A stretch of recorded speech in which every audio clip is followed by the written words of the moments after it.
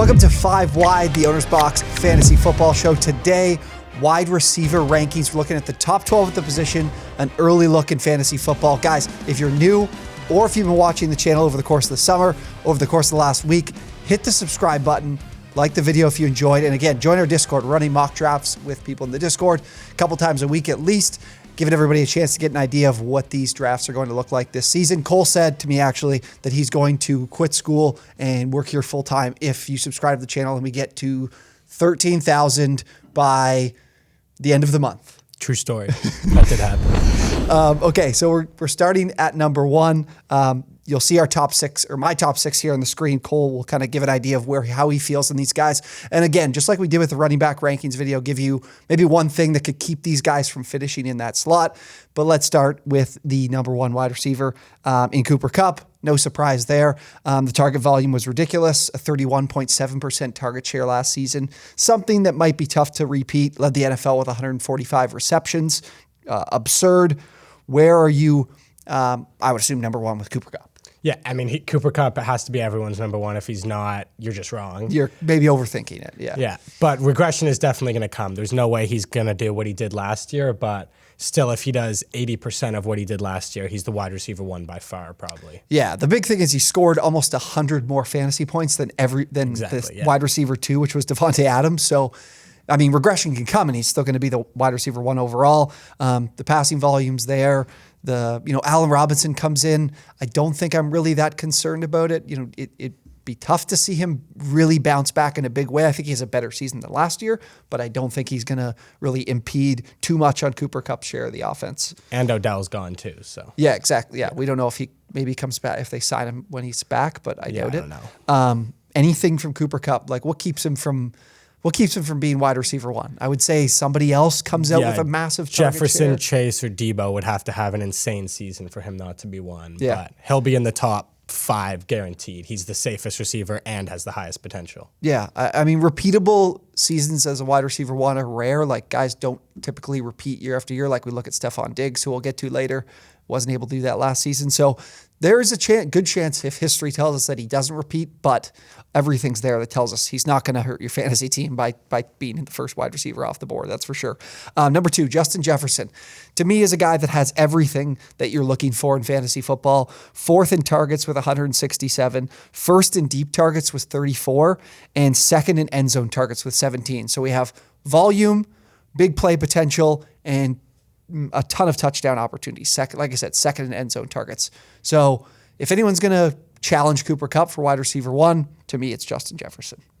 Yeah, I think he's potentially the 2nd best receiver in the NFL already in only his 3rd season. And last year, he was number 1 in air yards in the NFL over even Cooper Kupp. Yes. So the potential's there, the volume's there. Thielen's declining, so there's more targets that can come his way, which he already has an insane amount of. So. Yeah, and then Kevin O'Connell being the play caller. Like, he's going to call plays. The Rams were like 15th in running back rushing attempts last season. The Vikings were 5th. They ran the ball a ton.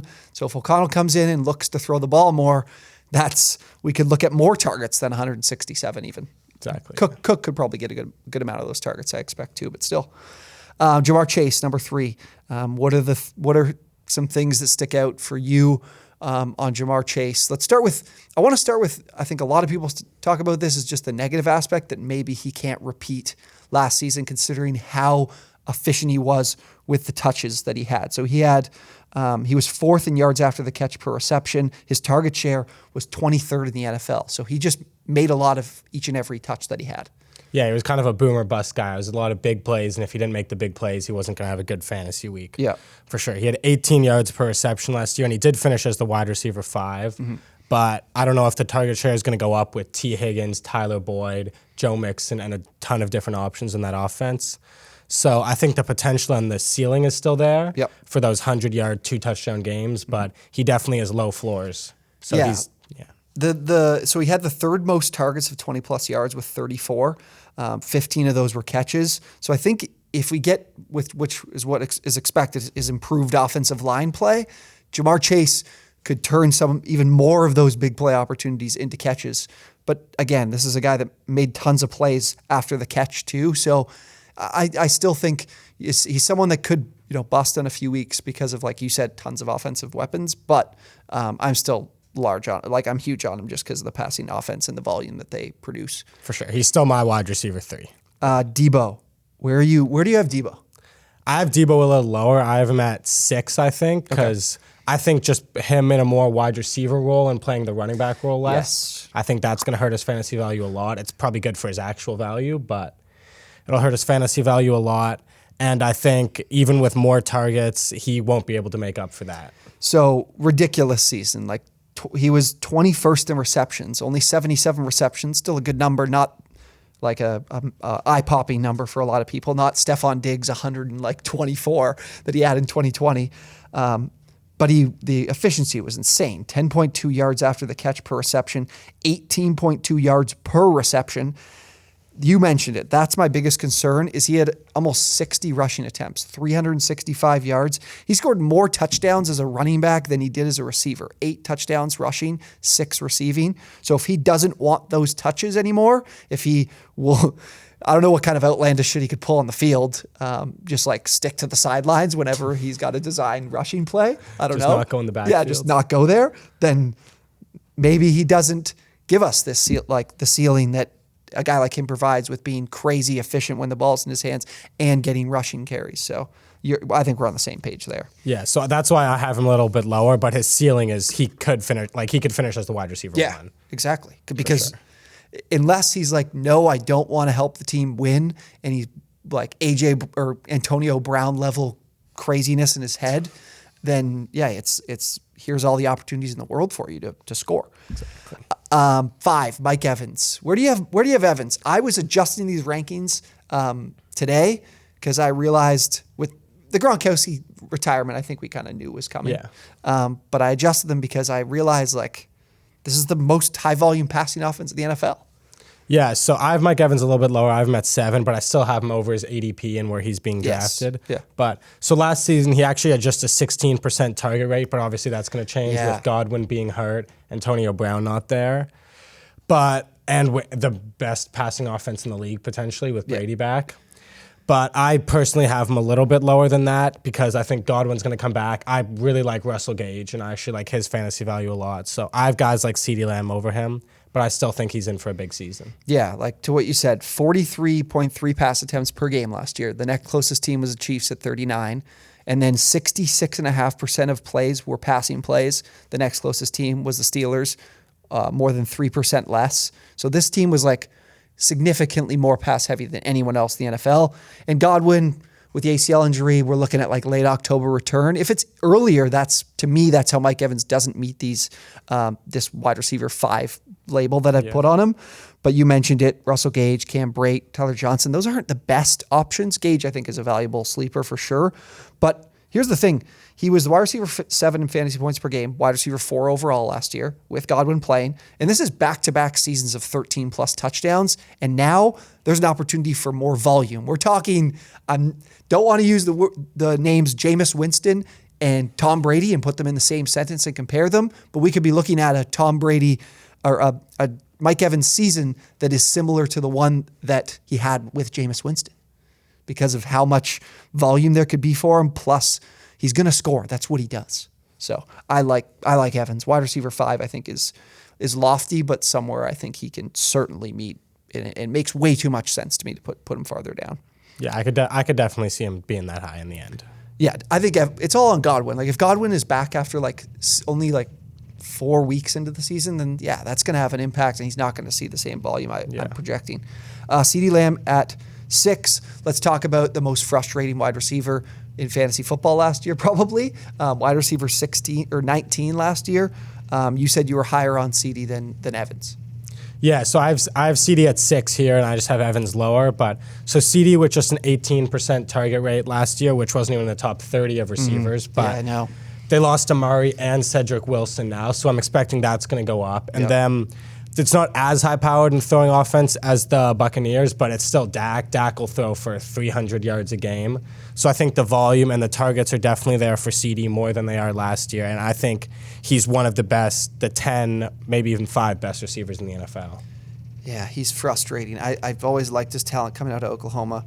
The Cowboys, like you said, they're fifth in pass attempts per game. So they, like you said, they're still a high volume passing offense. The other thing I like is that Dak was fifth in passing attempts of 20 plus yards. So we can get some big plays from CeeDee. You mentioned Cooper being out. Gallup's return date is kind of up in the air. He's technically on the similar path as Godwin was in terms of the timetable of when the injury happened. So 79 receptions last season. Could we see 100 from him? I think it's in the realm of possibilities. And again, Cooper left 103 targets, Gallup leaving 62. I didn't even look at Cedric Wilson like you said. So there's a real opportunity for high volume for him, and that is kind of be all end all in fantasy football, especially in PPR formats.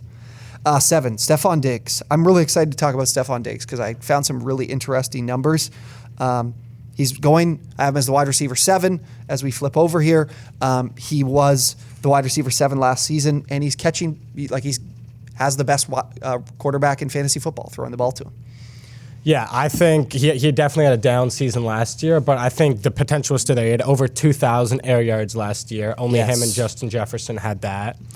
He had the most end zone targets in the entire NFL. So me and you didn't even talk, and we have the same things. We're on the same page here. But so yeah, I think last year was kind of a down year, but it was somewhat of an unlucky year. So I think positive regression will definitely come. Yes. And he can, I don't think he'll be the wide receiver 1 or anything like he was in 2019. But I think he'll get back in the top 10 for sure. I think wide receiver 1 is in the outcome of possibilities. Stefon Diggs is someone I'm excited to be drafting. I didn't have any shares last year, which I guess was technically a good thing considering his ADP. But this year I'm kind of back in. We're on the same page in terms of everything he said. I have it written down here too. But the one thing what was the problem? Why wasn't he able to kind of do the same thing last year? Well, he had 23, 24 less receptions, and that came down to Cole Beasley. Like Beasley played that role of the underneath, option route guy over the middle of the field, the easy routes. So now Jamison Crowder comes in. Maybe he can replicate what Beasley did.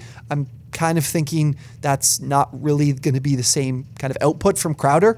The reason that Stefon Diggs was not as good was he went from 16 deep targets in 2020 to 28 this past season. So he went all the way from there, from like 40th to 9th. And that's because he's got those those valuable deep targets, but like Cole said, they just didn't connect. Yeah, he just wasn't converting them. So I think if he converts them, we're talking about that plus the most end zone targets, which is incredibly valuable. He could be even higher than this 7 finish I have for him. For sure. Yeah, I have him at number 5. Yeah, personally. I don't. Yeah, definitely don't have a problem with that either. Let's get to the toughest guy to me to grade in terms of where his ranking is. Davante Adams. I have him at 8. This is, like I said, tough player to evaluate because it's coming into a different offense. 35.1% target rate last season, was first in the NFL. And then the craziest thing about him, and I think it's something that to a lot of people might be like a fluky stat that you're not going to be able to predict year to year. But in the last 2 seasons, he had 10 targets in the end, 10 end zone targets and 7 touchdowns last season. Last season, 16 end zone targets, 11 touchdowns. This is a guy, when you're in the red zone, just force feed the football because he's getting open. He knows how to get open and score a ton of touchdowns in the red zone. But it's like, how does McDaniels build this offense, and how involved are your Hunter Renfrow and your Darren Waller? Yeah, so I think his fantasy value definitely goes down, going from the Raiders, going from Rodgers to Derek Carr, and adding better options. But I think he's still the best receiver in football for sure, talent-wise. Yes, talent-wise, I agree. And I think he's still going to command a huge target share. He's Derek Carr's buddy from college. Yes. Maybe he'll still have that 35% target rate.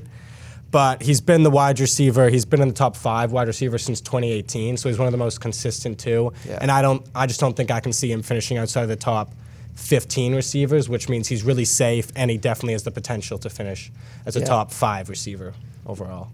Yeah, I'm finding it tough to see that, where that comes from, a top 5 finish. But I mean, this guy's just a touchdown machine, and I would assume they're going to realize that and use it appropriately. Tyreek Hill at 9, another guy changing teams. This is right around where Tyreek Hill's kind of consensus is in terms of ranking. So I'm not really high or low on him. I feel okay about it. I think he's a guy over the course of his career in the NFL we know is someone that doesn't necessarily need a ton of volume to be productive. He's just a freaky player in terms of speed and after the catch ability. It wasn't a big year for that last year in the Chiefs offense, but because he was third in receptions last year. That was a big part of his finish. He had a ton of catches. PPR formats, that's huge for you. So the thing is with me and Mike McDaniel's offense, maybe we see 20 plus carries even. I don't know where they all come from, but I'm still have faith in a guy who's always been efficient and productive when he gets the ball. Yeah, I think his big question for next season is Tua. I think it all lies on Tua. If Tua can take the next step and he can be not even a great quarterback, but just a good quarterback, I think Tyreek could get back to being a wide receiver 1 and a top 10 receiver in fantasy. But if Tua played like he did last year and before then with Jalen Waddle, Mike Gesicki, and other options, I don't think I can see him finishing inside of the top 15 receivers. Yeah, I meant to tell you about this. I had the two-and-on people of Twitter in my bag on our Twitter or the 5Wide Twitter account last year. It got 60 retweets and 300 favorites, and we have 200 followers on there because I tweeted that the rankings of completion percentage and quarterbacks on deep targets 20 plus yards, and Tua was third. But I then took that and ranked their actual amount of deep target attempts, and Tua was outside the top 30 because he didn't throw the ball deep very much. But he was he had a good completion percentage on deep targets. So if he continues to do that in a larger sample size, then Tyreek will be just fine in Miami. Yeah, if he can throw it well deep, I think Tyreek will be a top 10 receiver for sure. Yeah, I have Keenan Allen at 10. Again, this is a player on my favorite team, so I don't want to speak too much into this, but this is going to be a really, really prolific offense this season that's going to score a lot. Keenan Allen is just consistently available, healthy for the last number of years. I probably just jinxed that by saying it. That would suck.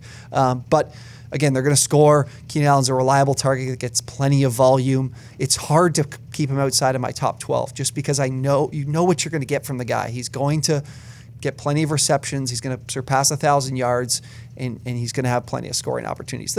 Mike Williams will have an impact because Mike Williams is that perfect end zone target in terms of size and ability of kind of just getting over everybody. But Keenan's still going to give you in PPR formats. Again, I keep saying PPR, but plenty of volume.